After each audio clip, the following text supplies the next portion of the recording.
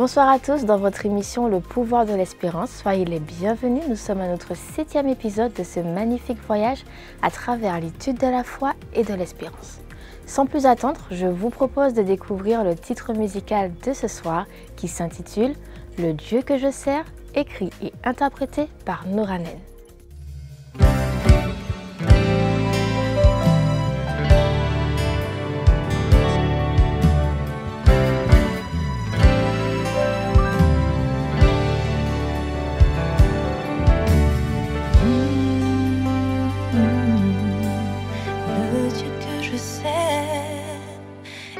Dieu incomparable, il est plus puissant, il est plus grand, bien plus grand que mes problèmes, bien plus grand que mon dilemme, bien plus grand que je n'aurais imaginé. Le Dieu que je sers est un Dieu de merveille. Alors sourit à la douleur, car il est plus grand. Quand je suis faible et sans capacité, il me donne sa force, me rend victorieuse. Car mon Dieu est plus grand. Il est Dieu de l'impossible pour toi, capable de renverser toute situation. Même si tu as échoué, il peut faire de toi un gagnant. Dans le nom de Jésus, tu as la victoire. Il est Dieu de l'impossible, l'homme fait ses projets, mais seulement Dieu réalise ses plans. Et lorsqu'il a dit oui, nul ne peut lui répondre non.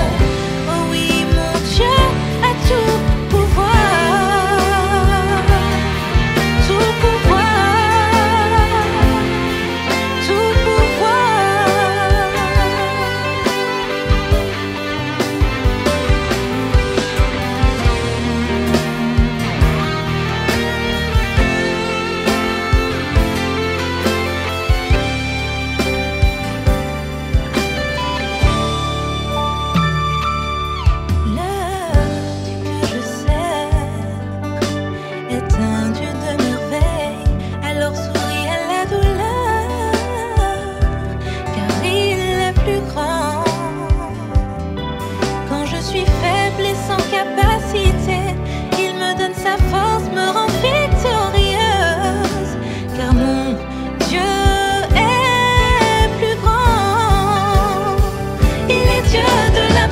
Pour toi, capable de renverser toute situation.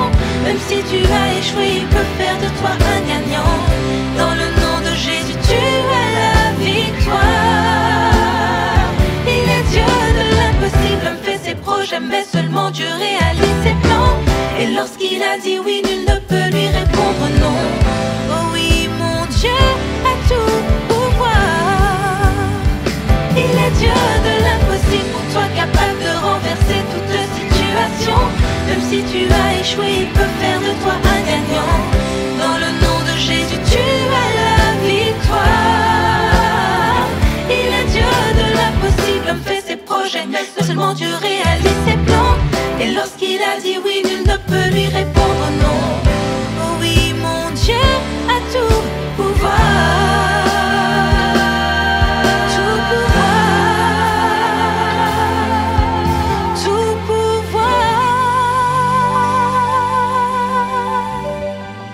Merci Nora de nous partager avec tant de conviction que Dieu, oui lui seul, est capable de l'impossible.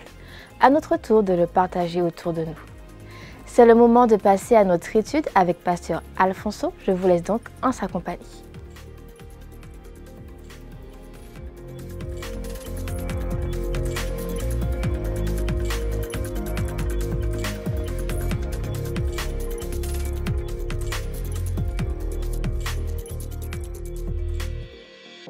Il y a des années de cela, une station de radio a reçu la lettre d'un berger qui vivait sur un ranch isolé dans l'ouest des États-Unis. La station n'avait jamais reçu une telle demande.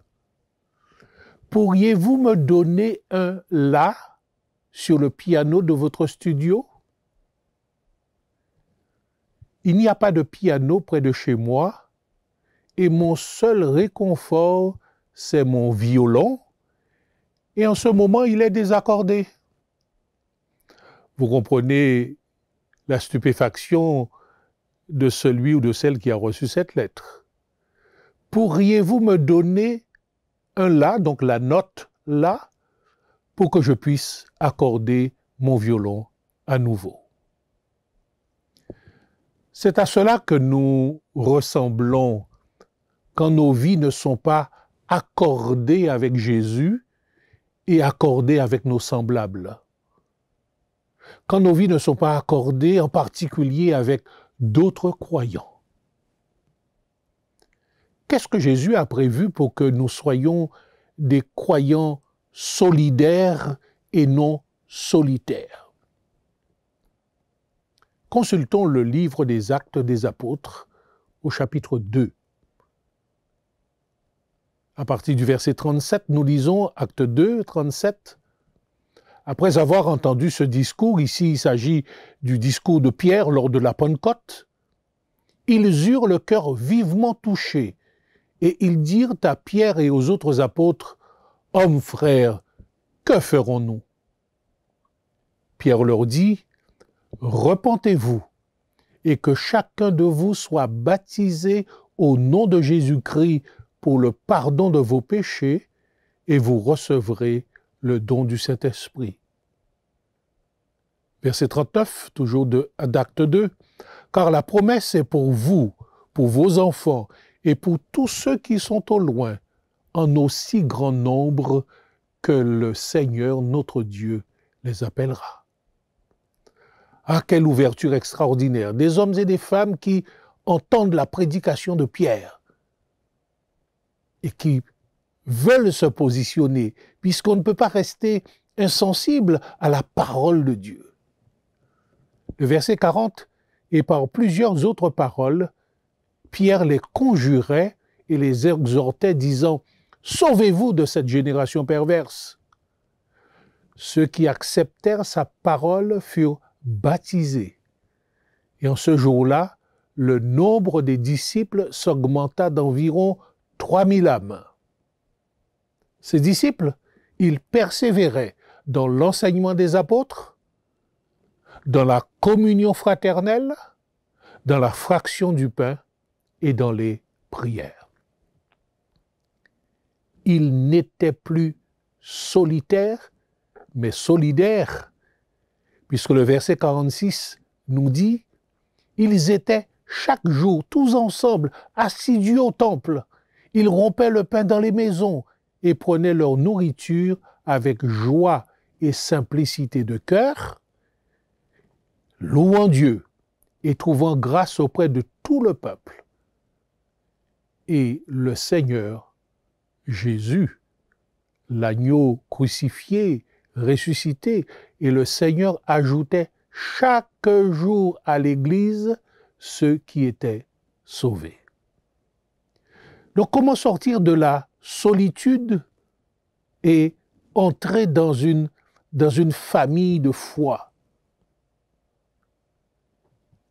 Le récit nous dit qu'il faut, dans un premier temps, écouter, entendre et accueillir la parole du Seigneur.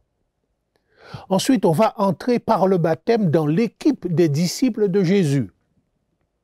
Et faisant partie des disciples de Jésus, on sera en enseignement. On sera dans une communion fraternelle. Donc, à l'étude de la parole a toujours sa place. Dans la fraction du pain, le partage, et aussi dans les prières. Et le verset 47 nous invite à accueillir les nouveaux disciples ajoutés par le Seigneur. Quelle démarche extraordinaire pour pouvoir vivre cette expérience-là. Que découvrons-nous? Ils ont entendu la parole. Cette écoute a entraîné une question, une demande. Mais qu'allons-nous faire? La parole ne peut pas nous laisser comme cela, sans guide, sans objectif. Et Pierre leur dit, entrez maintenant dans la famille de Jésus. Entrez maintenant dans la famille de Jésus. Et un acte sera posé. J'aurai l'occasion de développer cet acte pour vous prochainement. Mais un acte sera posé. Ils seront dans l'enseignement. Ils seront dans la communion fraternelle. On n'est plus chrétien solitaire, mais chrétien solidaire. On est dans le partage, on est dans la prière et on est aussi dans l'accueil des autres. Je trouve cette foi partagée extraordinaire. L'occasion nous est encore donnée de pouvoir faire un pas de plus au contact de la parole du Seigneur.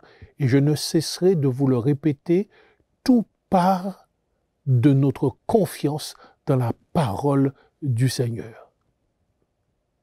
Et notre foi ne sera pas une foi qui nous fera que nous serons repliés sur nous-mêmes. Mais non, c'est une foi partagée. Vous avez certainement entendu dire qu'une souffrance partagée diminue et qu'une joie partagée augmente. Il en est de même de la foi.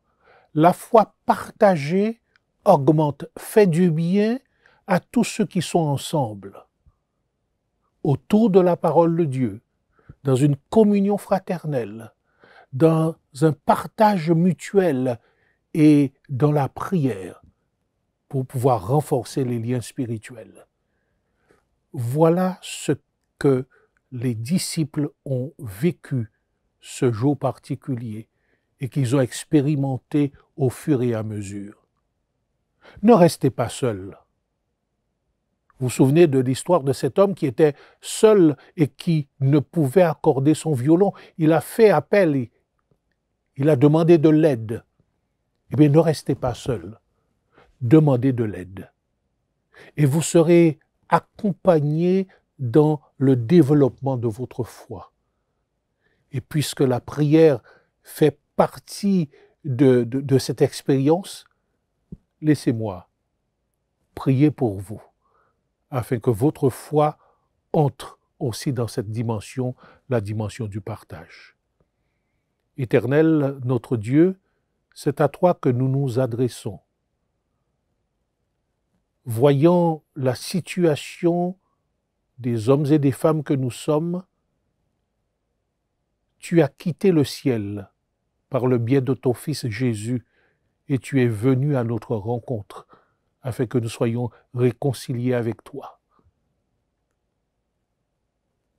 Je te prie en cet instant pour tout homme, toute femme, tout jeune gens, toute jeune fille, tout enfant qui se retrouve seul, qui a le sentiment d'être seul ou qui est seul en réalité. Donc viens au secours de cette personne, de tous ceux et de toutes celles qui ont besoin de toi en cet instant même. Et donne-leur de trouver quelqu'un, un groupe de disciples pour pouvoir les accompagner et leur permettre de développer leur foi et que leur foi puisse grandir grâce à toi et grâce aussi à l'accompagnement des frères, des sœurs, des autres disciples. Cette prière, je sais que tu l'accueilleras favorablement parce que c'est le souhait de ton Fils Jésus de rassembler dans son Église tous ceux qui sont sauvés. Et c'est en son nom que je te prie de répondre à cette requête. Amen. Amen. Merci de votre fidélité chaque soir. Souvenez-vous, soyez solidaires et non des solitaires dans la foi. Bonne soirée à tous. On se retrouve demain pour notre 8e escale de notre voyage biblique.